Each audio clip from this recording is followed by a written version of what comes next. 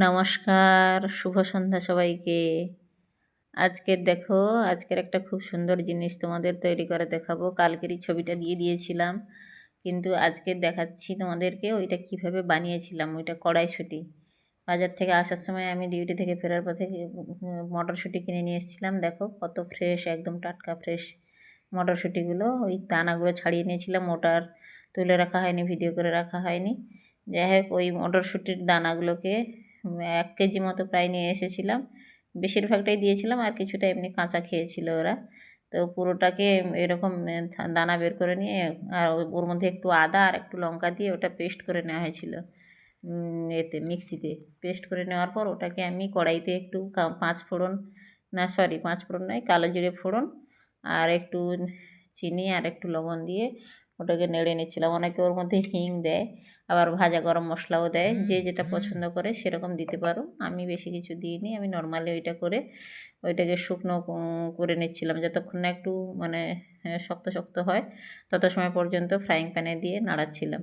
তো বেশি জ্বালানি দেওয়া যাবে না, এমনি হালকা আঁচে করেছিলাম। দেখো কতটা শক্ত হয়েছে, দেখেই বুঝতে পারছো, মানে টাইট টাইট হয়ে যাবে এরকমভাবে। ওর পুরটা আমি পুরো রেডি করে নিয়েছি, এবং পুরটা এমনি মুখে দিয়ে দেখেছি, মানে খুব সুন্দর একটা টেস্ট এসেছে ওর।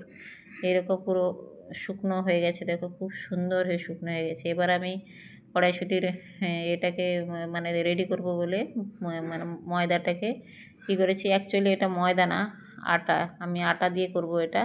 আটাটাকে ময়াম দিয়ে নিয়েছি, তেল, লবণ, চিনি দিয়ে ময়াম দিয়ে নিয়েছি। আর এদিকে ওই যে লেচিগুলো করে নিয়েছি, এটা কি মানে মটরশুঁটির পুরের যে লেচিটা, ওই ছোটো ছোটো করে লেচি করে বল করে রেখে দিয়েছি। ওই বলগুলো প্রত্যেকটা লেচির মধ্যে দিয়ে রেডি করে নেবো। এই যে দেখো, অলরেডি আমার আটা খুব সুন্দর করে ময়াম দিয়ে ওটা আধ ঘন্টা রেস্টে রেখে দিয়েছিলাম। ওইটা দেখো এবার মানে সুন্দর করে এবার লেচি কেটে নিয়েছি আধ ঘন্টা পর। তুলে দেখো কত সুন্দর নরম হয়েছে, দেখেছো? এবার ওইটাকে বেলতেও পারো, না হলে হাতে একটু বড় করে নিয়ে করতে পারো। দুজনে মিলে করছিলাম, আমি আর হাজব্যান্ড। ওই জন্য ওই দেখো হাজব্যান্ডের হাতে আছে, দেখো ওইটা একটু বড় করে নিয়ে ওর মধ্যে ওই লেচিটাকে মানে পুরটাকে দিয়ে, এই যে পুরটা দেওয়া হয়ে গেছে, দিয়ে এরকম করে মুড়ে নিলেই হয়ে যাচ্ছিল। এটা মানে খুব ইজিলি হয়ে যাচ্ছিল, একটুও বেরোয়নি কোথাও। কি সুন্দর হয়ে গেছে দেখো। এই দেখো এবার বেলা হচ্ছে, দেখো এবার হালকা তেল দিয়ে একটু মোটা করে বেলে নেব, যেহেতু কচুরি হবে। আর অনেকে তোমরা হয়তো আটার লুচি খাও না, বা জানি না আমি। আটার লুচি, আলু লুচি মানে এই কচুরি, এই আমি কোনোদিন করিনি এর আগে, শুধু আটা দিয়ে। আজকেরই মানে আটা দিয়ে করছি, কিন্তু খুব সুন্দর হয়েছে, তুমি দেখতে পাবে তোমরা। তো ওদিকে যখন বেলে নিচ্ছিলাম, বেলতে বেলতে ওদিকে, এদিকে তো কড়াইতে তেল বসিয়ে দিয়েছি, কড়াইতে তেল গরম হচ্ছে, আর এদিকে আটাটা কচুরিটা বেলা হচ্ছিল। তো বেলা হয়ে গেছে, এবার দেখো তেলের মধ্যে দিয়েছি, দেখো কত সুন্দরভাবে ফুলে গেল। কিচ্ছু করতে হয় না, একটা একটা করে দিচ্ছি, আর একাই সুন্দর হয়ে ফুলে উঠে যাচ্ছে। কিচ্ছু করতে হয়নি, ভীষণ সুন্দরভাবে একদম বড় হয়ে ফুলে ফুলে, এই দেখো কতটা ফুলেছে। এই দেখো দেখাচ্ছি, দেখো দেখেছো কত বড় বড় হয়েছে। আর এতটাই বড় বড় হচ্ছিল এবং এতটা সুন্দর নরম সফট হয়ে যাচ্ছিল, মানে দেখলেই মনের শান্তি।